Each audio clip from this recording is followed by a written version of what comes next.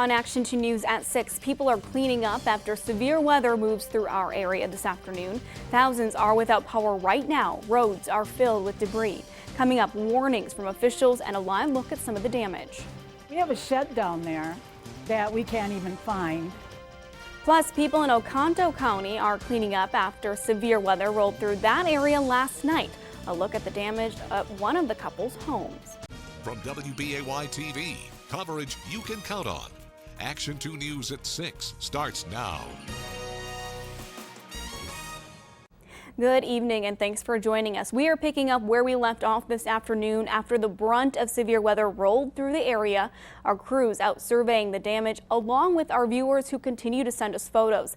This is just a small portion of what our teams saw in Outagamie County today. The wind is so strong it looks like a speed limit sign was bent to the ground. We'll have more about damage and power outages across our area in just a second.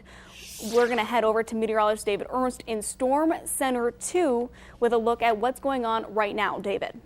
Well, the good news is it's much quieter right now than it was just a few hours ago. Storm Center 2 Viper Max, nothing showing in terms of an actual radar return, and we should be staying this way for the rest of the evening. So the severe threat has passed, and it should be a while before we have to deal with any of those strong to severe thunderstorms again. This is a current look in Green Bay downtown here with our Green Bay sky cam, and still mostly cloudy skies. Temperatures low 70s. Dew points are still up in the 60s, so still feeling a little on the muggy side, but at least temperatures aren't soaring hot. We're in the low 70s and upper 60s. Dew points already starting to fall into the 50s to the north, and we do have a north wind right now at around 5 or 10 miles per hour, so that will continue to bring that drier air into northeastern Wisconsin for the rest of this evening. So we're done with the thunderstorms. The humidity will be dropping, and so will the temperatures. We'll talk more about how long you can expect that comfortable feel to last coming up. Thanks, David.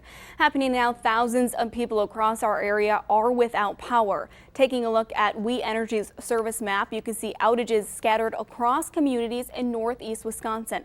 At one point today, about 150,000 people were without power in our area.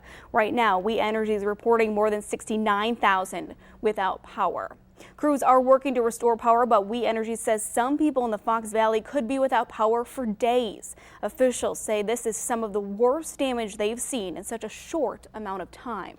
This is not something that I think I've seen before, at least in this concentrated, this concentrated of a time period. We've had storms that have lasted for multiple days. We've had damage similar to this, but I don't know if I can recall where it's all happened in such a short time span. WPS says crews are still finding live wires and it is not clear when power will be completely restored. Emergency officials in northeast Wisconsin say they're overwhelmed with calls. Waupaca, Outagamie, and Brown County officials say they received thousands of calls today and are now asking people to call only if it is an emergency.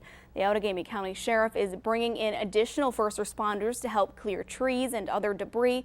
In Waupaca County, the Sheriff's Office is asking people to report blocked roadways to its Facebook page. Many of those down power lines and trees were blocking roadways in Appleton. Police there are asking people to be cautious and only travel if needed. And that's where we find Dakota Sherrick. She kicks off our team coverage with a closer look at the damage. Dakota. Brittany, you can't even get through this road because of multiple fallen trees here. And I am on McDonald Road, which is right next to Memorial Park, and multiple homes along this street have suffered significant damage because of the storm. But it's hard to even see some of that damage because these trees are so large, it's hard to even see the homes that are beyond them. But this isn't the only street in Appleton that has a lot of cleaning up to do.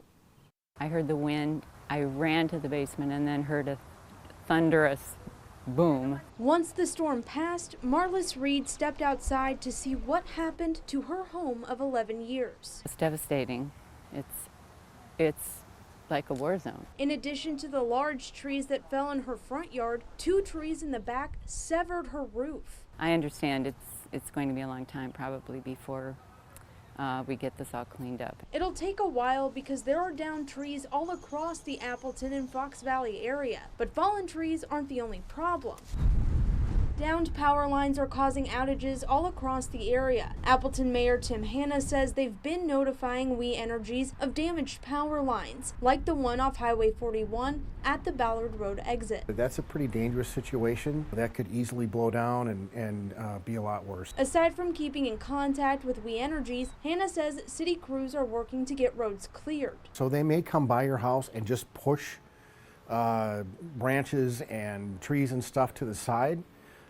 We want to make sure that we get the roads open, and then we'll come back and we'll start the cleanup effort. A cleanup effort that will require a lot of teamwork at regional, city, and even a neighborhood level. It's pretty widespread, and it's not just Appleton. I know Heart of the Valley got hit pretty hard too, so we'll all work together and get it cleaned up.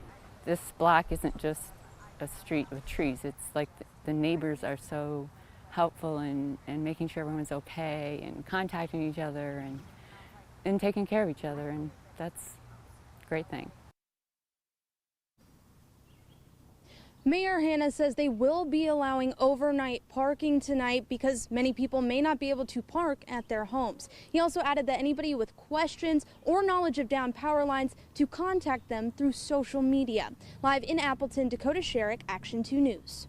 Thanks, Dakota. Over to Wrightstown, where people saw straight line winds between 70 and 80 miles per hour in this morning's storms. The radar indicating that some spots in the village had bursts of up to 120 miles per hour. Continuing our team coverage tonight, Mackenzie Amundsen shows us the damage the people there are left to clean up in the days to come. It's not how people living in Wrightstown expected to spend a Saturday afternoon. We've got multiple homes throughout the village with damage due to trees on homes, trees against homes. This home on Main Street making it through the storm with a near miss, seeing little damage after this tree was completely ripped up at the roots. Right now it's what do we need to get done to minimally get people basic services back and then go from there. The storms also damaged power lines, leaving much of the village without power. Next thing we knew, we heard a big explosion, then loud humming throughout our house, and looked out the basement window and just saw flames shooting probably about 3-4 feet in the air and just pulsing with every hum. In this pile of sticks and branches Michael picked up in the aftermath of the storm, you'll find a lot of branches like this one, black and charred from being set on fire before the transformer blew. With power lines laying on the pavement, the Wrightstown Fire Department spent the afternoon directing traffic while responding to other calls for help. The biggest thing is just relax and be patient. It's going to take a little while. In Wrightstown, Mackenzie Amundsen, Action 2 News. Storm Center 2 has been busy tracking storms like these with our new state-of-the-art Viper Max system. Meteorologist David Ernst joins us now with a closer look at just how strong those storms looked with Viper Max earlier today. Yes, Storm Center 2 Viper Max brings us a number of state-of-the-art products that you won't see anywhere else. One of these is our damaging wind track in red and yellow. You notice that from New London right through the Wrightstown area, southern Brown County, indicating the potential for very strong damage. Now, earlier today, this whole event started with a tornado warning in Wapaka County, just north of Wapaka. But as that system continued pushing to the east, you'll notice the winds really surging out as we get into Outagamie and Brown County, indicating some very strong winds. If there was a tornado, likely would have been back there near Freedom, but around Wrightstown where we just were, you see wind reports here around Main Street and just on the east side of town, winds gusting upwards of 60 to 70 miles per hour. And as this storm continued pushing off to the east, you notice those brighter yellows in there indicating winds of 90 miles an hour or stronger. So some very damaging winds with this system. Of course, we'll be talking more about your weather forecast, thankfully much quieter in the near future. Thanks, David. Our crews also made it up to Wapaka today. You can see winds were so strong they knocked over this billboard onto a semi-truck. Many large trees were also knocked down. Power was also out in many parts of the county. As people in the Fox Valley begin cleanup, those in Oconto County are still cleaning up after last night's storm. We'll take you there after the break.